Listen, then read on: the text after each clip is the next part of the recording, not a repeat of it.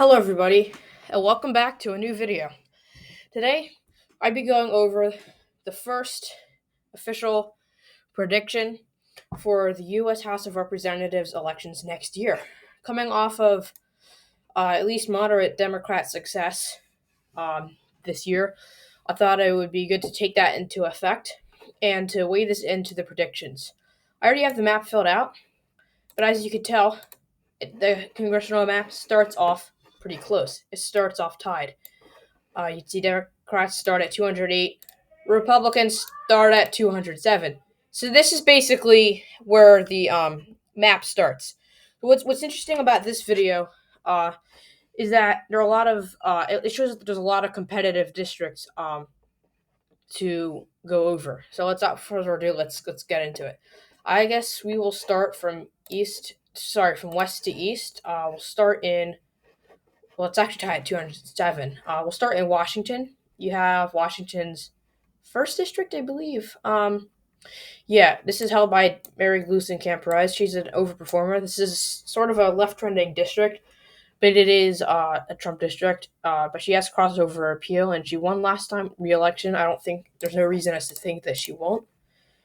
I think it could reach likely Democrat, but I think it'll reach lean Democrat just as of now. Going down to California, you have a few competitive districts, not as much as there used to be, but you have two in Central Valley in California. You have Adam Gray's district, which is now just a narrow, like 0.6 Kamala Harris district. I think that has the edge in this, and he'll be able to hold this by a leans to likely margin. Now we have another district down here, held by Republican David Valadao.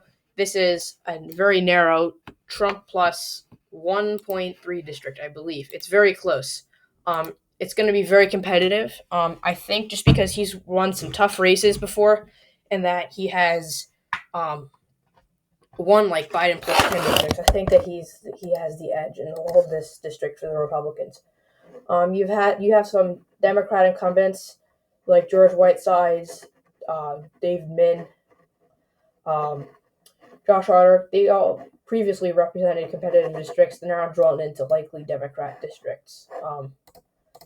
So just keep that in mind. A lot of competitive districts are not there anymore.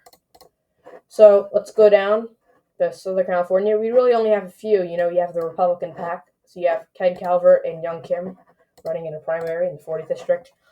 We have two competitive districts. We'll start off with the 45th. This is Derek Tran. I think that he will be able to hold on. His district got a little bit bluer. I think by between the leans and likely margin. I think we'll win by the lean. And then you have Darrell Issa's district. I'd say that this is a Kamala Harris plus 3 district, so he could end up winning if Republicans do well. But just because of Donald Trump's popularity not being that great and just telling what the national environment is, I think this will be a flip for the Democrats. Moving on to Arizona, you have two competitive districts. You have David Schweikert in the first. He's not running for re-election. He's retiring to run for governor. The seat is open. I think Democrats will narrowly flip this district by a tilt margin. As well as Juan Ciscomani, I don't think he'll be able to win re-election. He seemed to do pretty well last time, but not super well. He only won because there was a Green Party candidate that took the Democrat vote. So I don't think he's going to win. Again, it's possible for Republicans to do well. I just highly doubt it. And then we'll just review New Mexico. This is a Trump district, the second, but I think this district will stay Democrat by a likely margin. You have a pretty good overperformer there.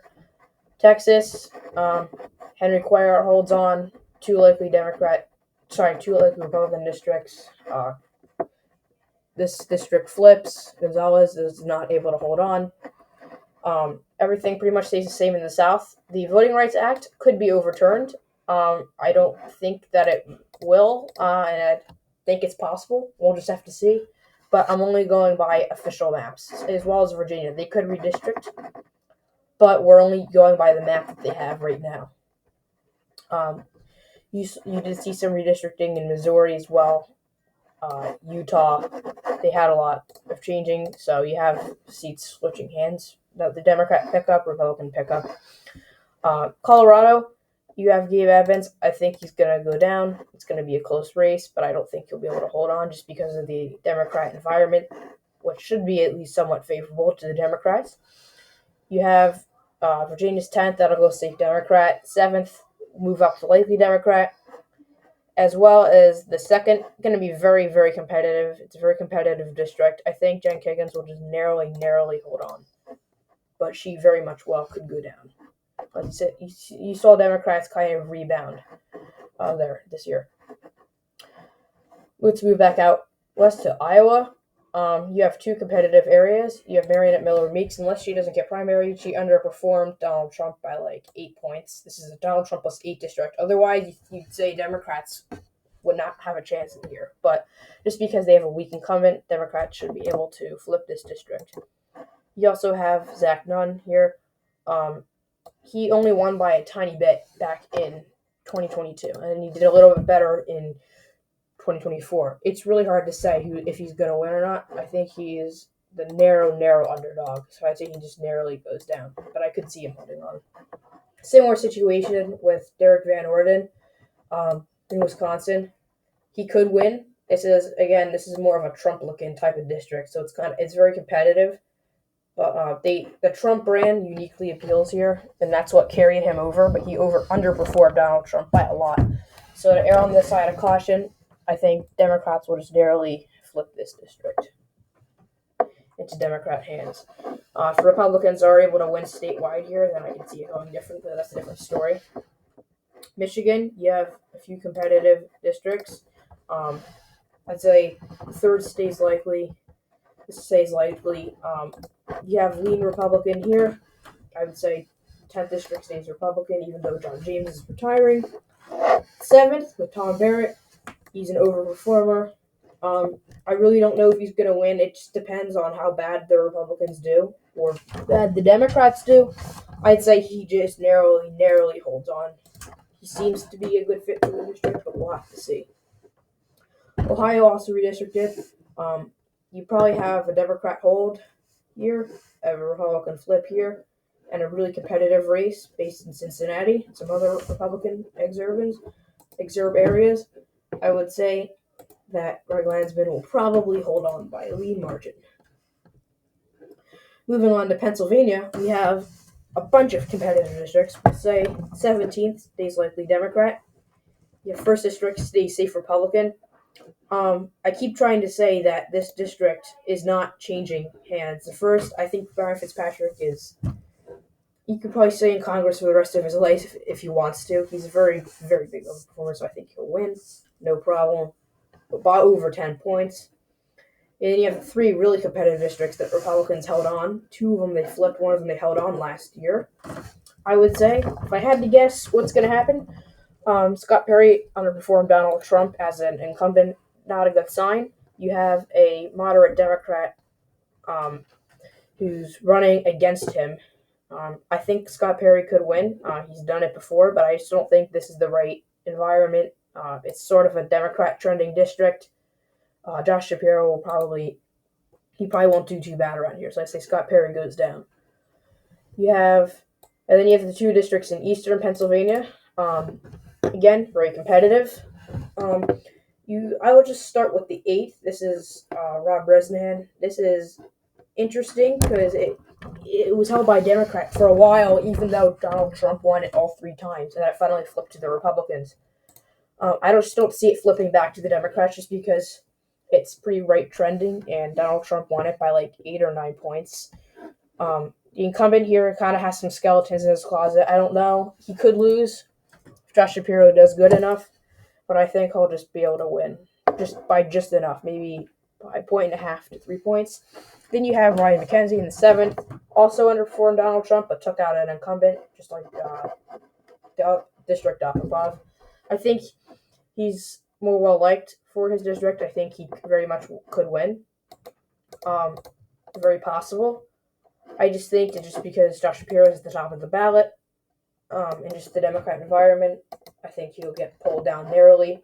But I could see this district staying for the Republicans. You also have the 7th, Tom Kean. I'm keeping this district competitive just out of caution because Democrats seem to revert a lot of the Republican trends in New Jersey. You could potentially see the 9th go likely. It probably will stay likely. Yeah. I think Tom Kean wins by a lead margin. As well as New York stays about the same as before. I think these Democrat incumbents could be in some trouble, like Josh Riley. He could end up going down. Same as Laura Gillen, Tom Suozzi. These Democrats here, if Kathy Hochul does bad enough like she did last time, I could see these Democrat incumbents going down. However, I just don't see that happening, just because they are reasonably strong incumbents. I think the 4th can get a little closer, but that's about it. I think obviously I have Mike Lawler hold on in New York, the Republican, and then this is the district that flips towards the Republicans. Jared Golden, Democrat, pretty big overperformer, not running for re-election. You have former Governor Paul LePage running. I think he'll be able to flip this district back towards the Republicans. Now, I believe that is all of the districts that I have. It says I have one toss-up. I don't think I do. I think this is it. But, yeah, appreciate you guys watching my videos. Please stick around for more election content, and I hope you subscribe. I probably have the Democrats around 221 to 222 seats, so I'd say Democrats pick up a few seats. You know, the party out of power doesn't really do too well. They always lose seats in the U.S. House. That's always how it goes. So, I hope you enjoyed the video. Please like and subscribe, and I'll see you in the next video.